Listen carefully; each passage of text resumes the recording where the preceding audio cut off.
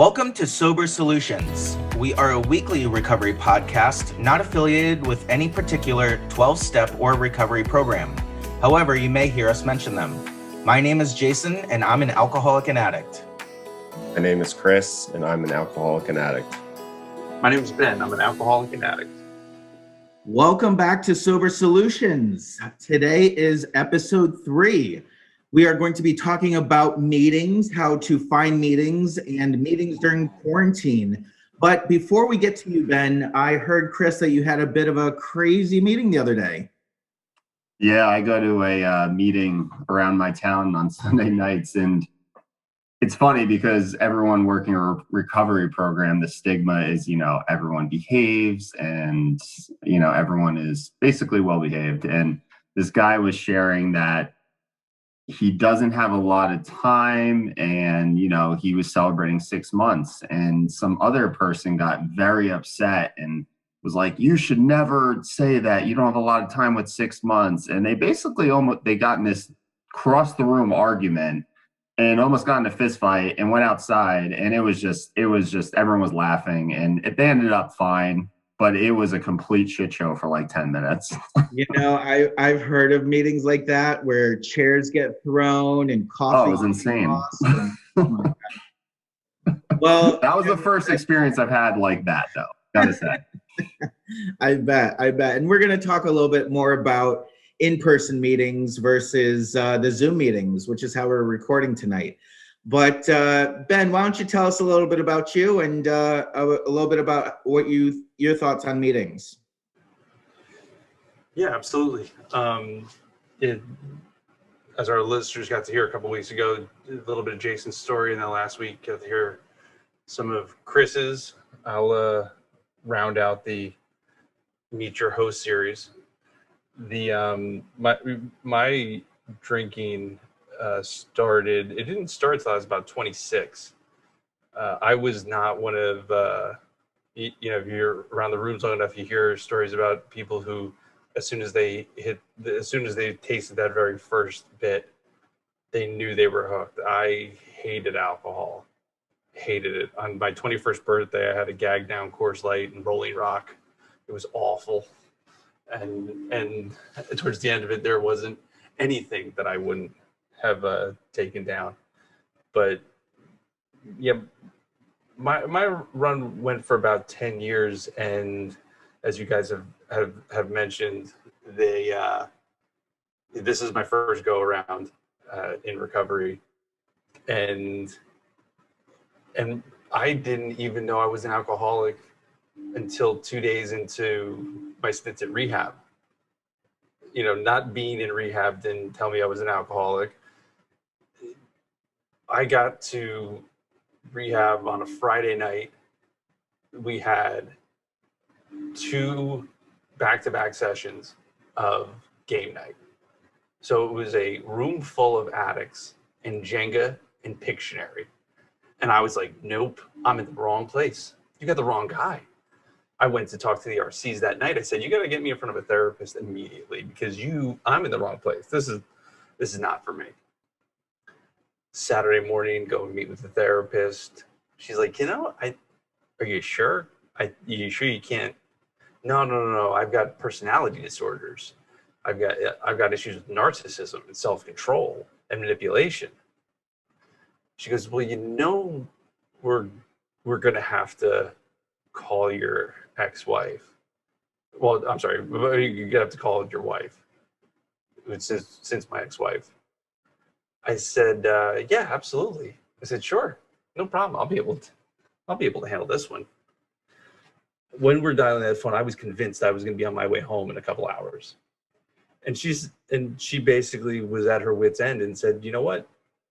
You come home now, it's over, and you're going to have to explain to your daughters why. And it was at that moment that I kind of realized, oh, I'm in for the long haul here. Sunday comes around, and I sat in a couple of newcomers meetings and listening to the stories of other people and hearing your own story told back to you, even though the details were not the same. But to hear your story told back to you was an eye-opening experience.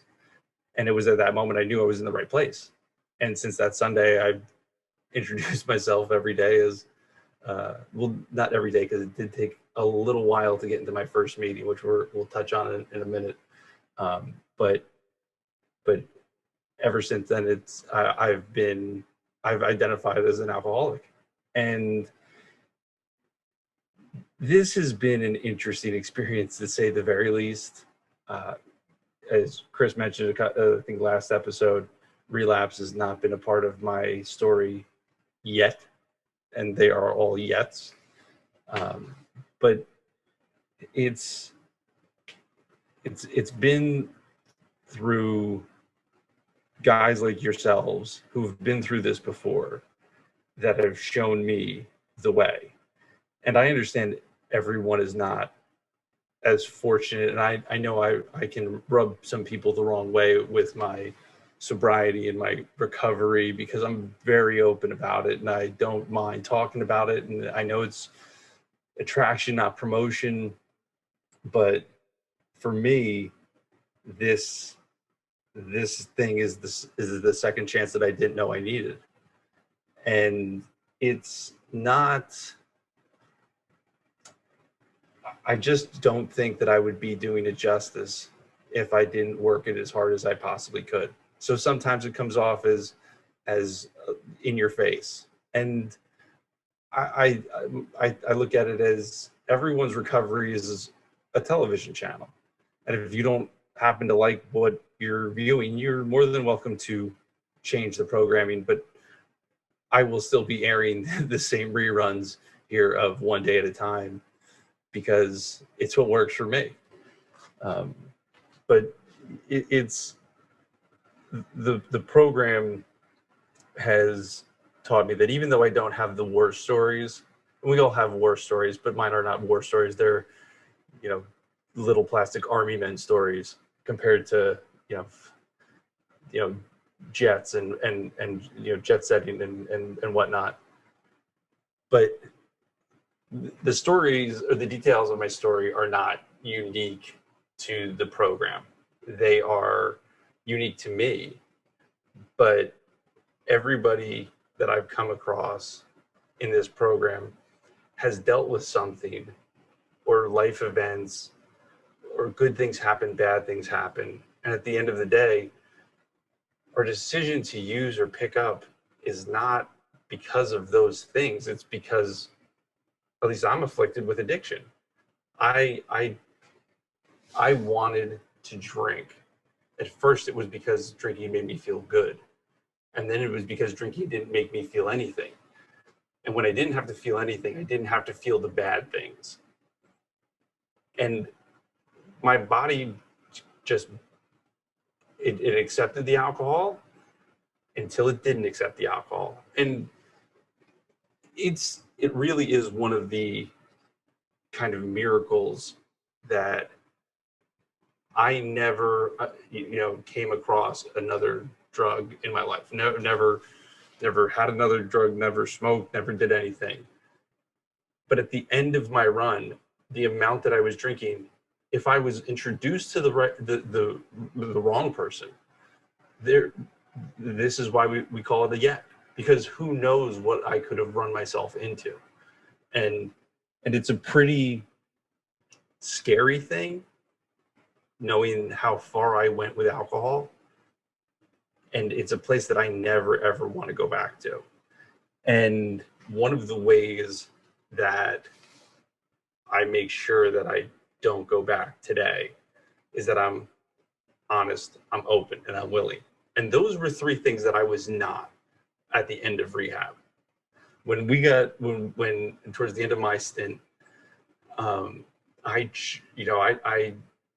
I remember one of the guys we were in there with, and he would say, "You know what, this whole fourth step thing, nah, I don't think so. Because there's something that's only between you and Jesus."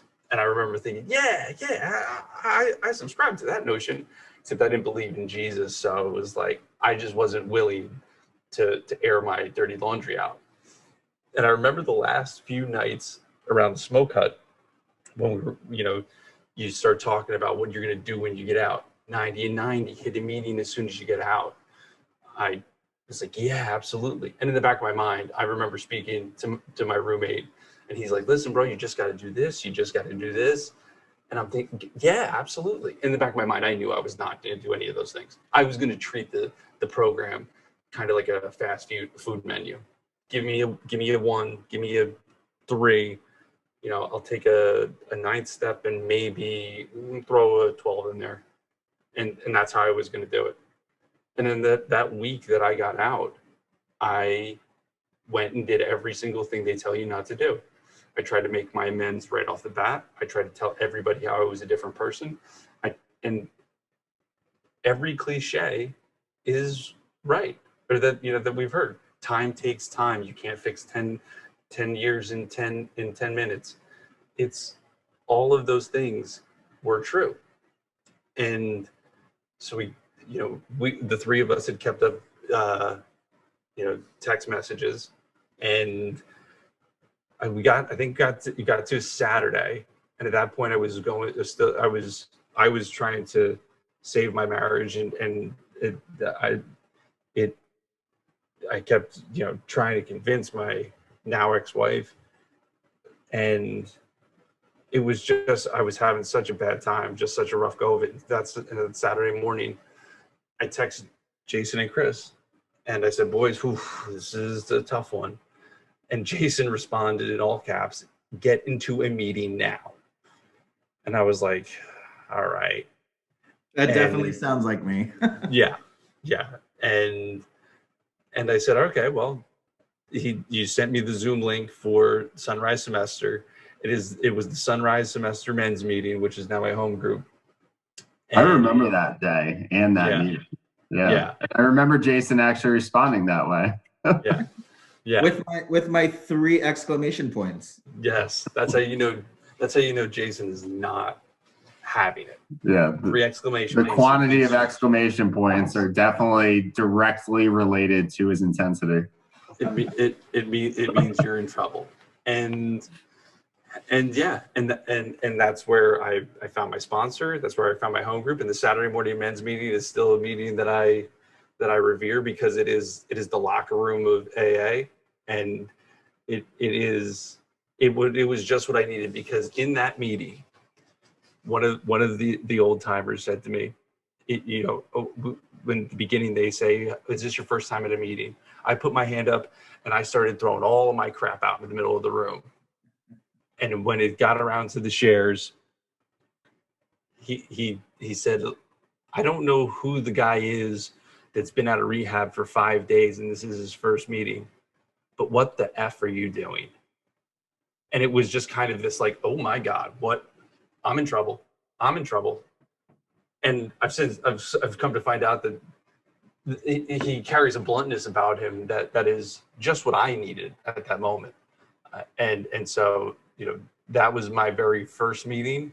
I've been to a handful of in-person meetings, but yeah, Zoom meetings I know COVID has been a devastation, but it literally saved my life, because I don't know if I don't know what my in-person meeting attendance would have looked like if that was the only option for me.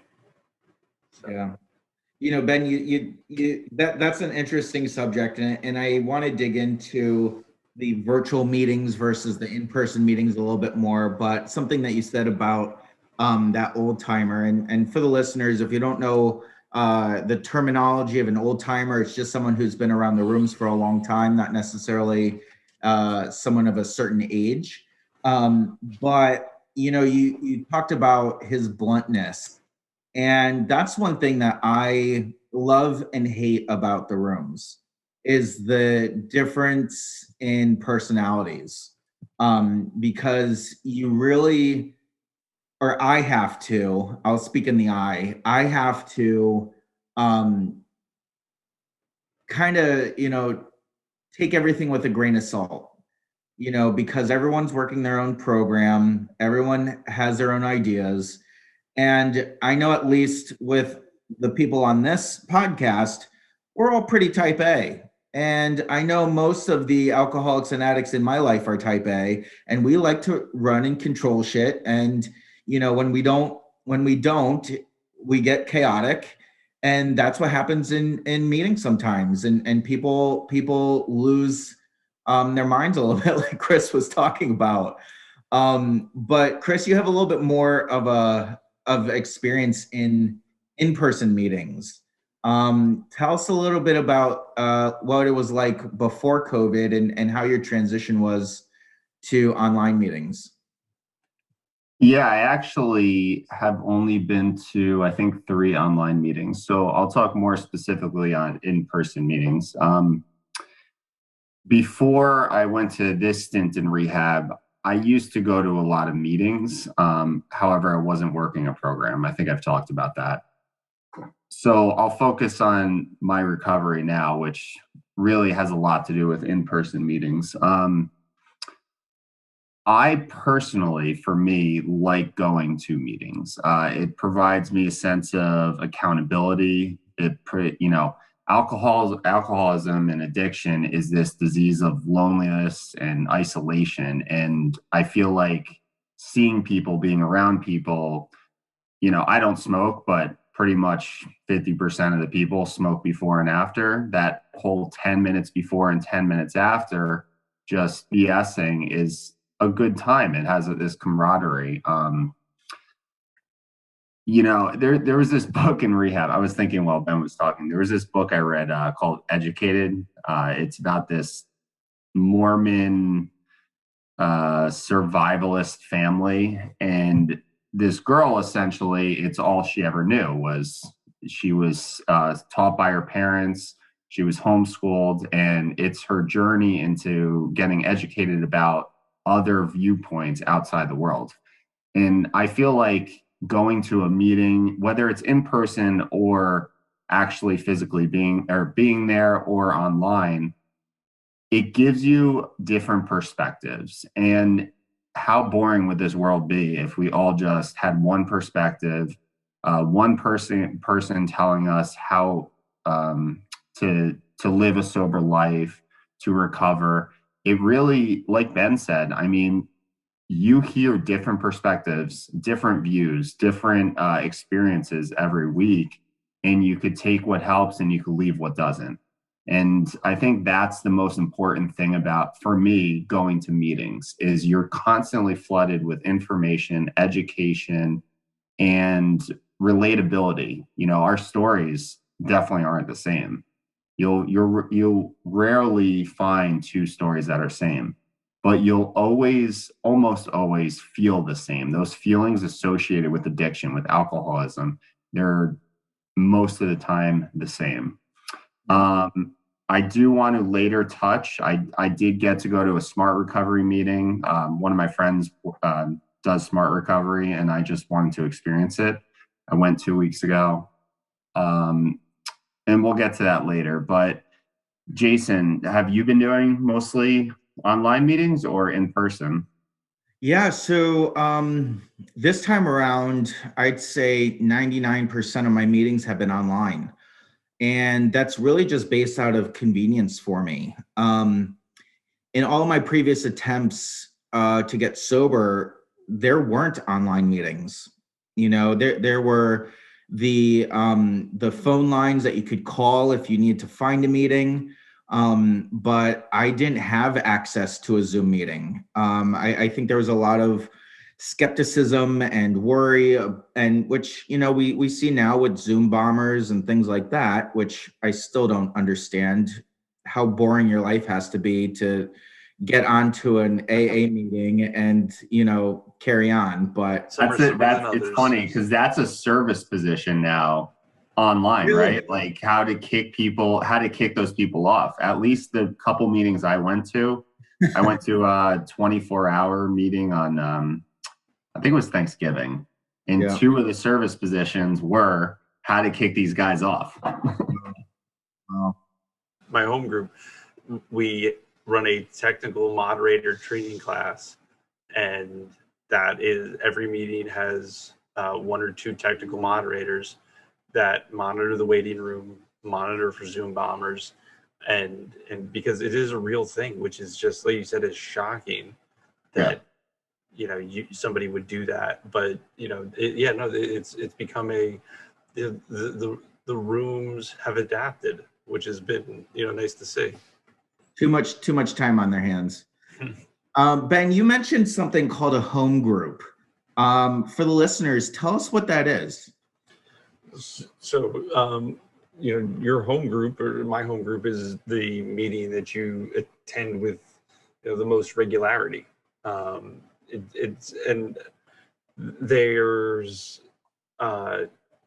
There's differences.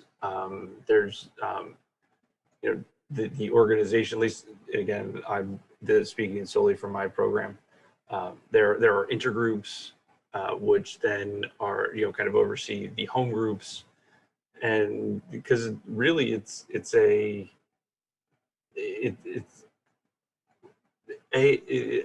my program doesn't have a what's the word? There's no president of it, but there needs to be some sort of order, and so you find a home group that whether it's a daily group or a weekly group or a men's group or it's the group that you attend with the most regularity. And for me, that's a daily at 7:15 in the morning and 8 o'clock on the weekends.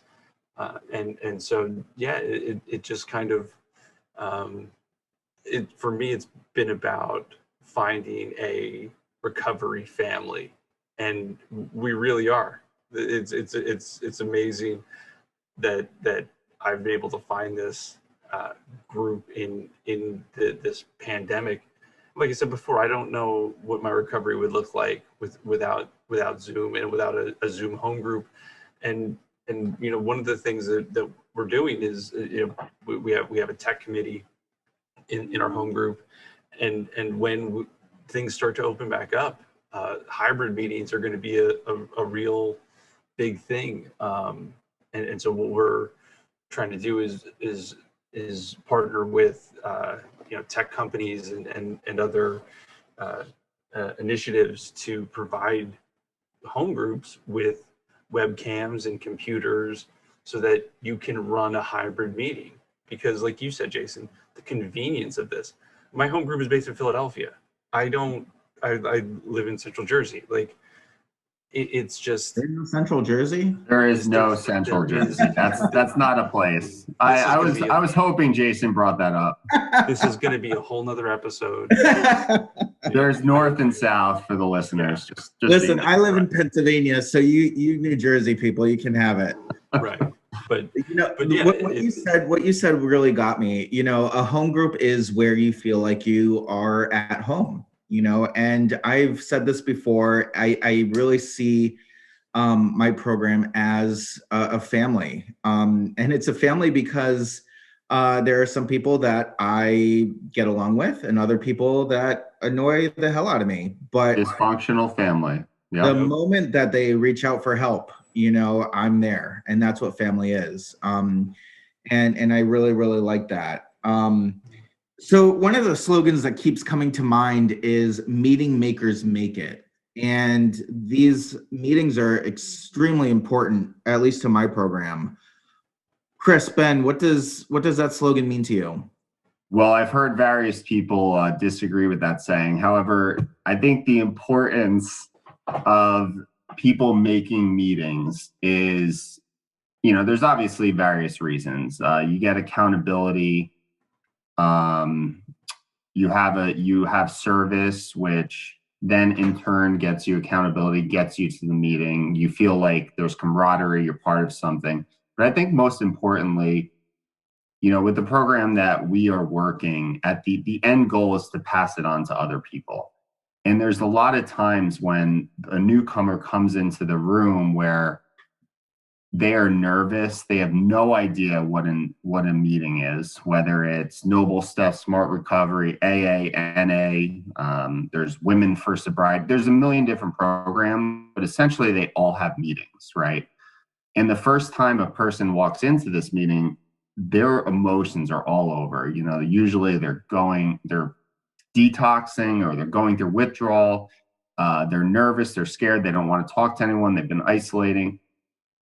And I think it's very important for two things. One, for a lot of people to be there, showing that it's actually working and that, it's not just that one weird person in the corner, whoever that is, but also for people to, and Ben, you said you have a home group. I do as well. When there's someone new that comes in, people know who that is, and they will go up to them and talk to them and make him or her feel like they are at home, so they come back. So I think the importance of meeting makers make meetings is, in my opinion, most important for the newcomer. It's so that newcomer feels like, hey, they're part of something. I am at home. This is possible. Recovery is possible. Yeah, I absolutely agree with you. And it is that camaraderie. It's that I'm not alone feeling. I also agree that to disagree with you, like you said, there's the slogan of meeting makers make it, and then there's the addition of meeting makers make it, but meeting makers just make meetings. And there's so much more work to sobriety than just going to a meeting. But I think that's a crucial step to learning about everything else, whether that be the steps, whether that be what a sponsor is, about service, about other areas of recovery. And I really think that that's a good first step. It can't be the only step, for me at least. It can't be the only step, is just to go to meetings, because I don't know what your experience has been, but I've been to some pretty crappy meetings that I leave and I'm like, okay, at least I stayed sober for an hour, but what the hell just happened? And I'm kind of left a little bit confused, like maybe I need to go to another meeting. Yeah. I think that's where Ben's comment comes. There's different TV shows for different people, right? And every meeting is not meant for everybody. In fact, I agree with you, Jason. I've been to a lot of bad meetings, or not even bad. I shouldn't say bad. I've been to a lot of meetings that weren't right for me.